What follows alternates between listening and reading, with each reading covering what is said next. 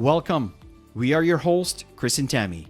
In this podcast, we dive into the mindset for networking strategies and skills you'll need to build a solid foundation to build a global business. We've built a multi-million-dollar business and have mentored thousands of people around the globe in the last 25 years.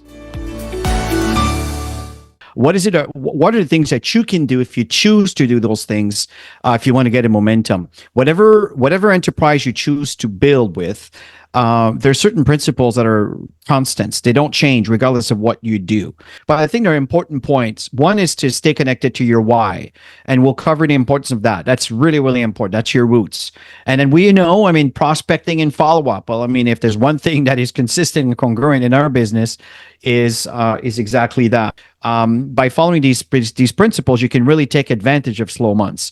Yeah, and it's always about staying connected to your why, because that's really what drives home to get you out of bed, to get you passionate about what you're doing, right? And that's why your why is so important. Because if you don't want it bad enough, if it doesn't reach your core, and it doesn't create an emotional connection, then you're probably doing it for the wrong reason. And, sometimes it takes a while to figure out really the core why of why you're doing it. But if you're not getting results in your business, I highly recommend to go back and into this section of why are you doing this? Why are you here? Why do you show up when most people are not going to show up? Why are you doing the extra things when others are enjoying their vacation, right? Just taking the summer off. Why are you doing all of these things? That's the bottom line is you create the dream life. It's whatever it is that you're looking for, whatever it is that you want to be, do, and have in your life, you got to put efforts towards it, but you got to know why you're doing it first. And then you got to find techniques on self-motivation, because let's face it, every single day, there's so much stuff out there.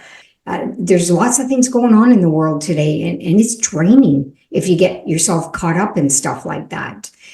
So you got to find ways to stay motivated. You got to set goals. If you don't have a target and tasks every single day. So these are all the things that are absolutely critical to build your foundation. And if you haven't built a foundation, go back to this. This is so key, because this is what's going to drive you to do the things that you don't want to do, especially at the beginning.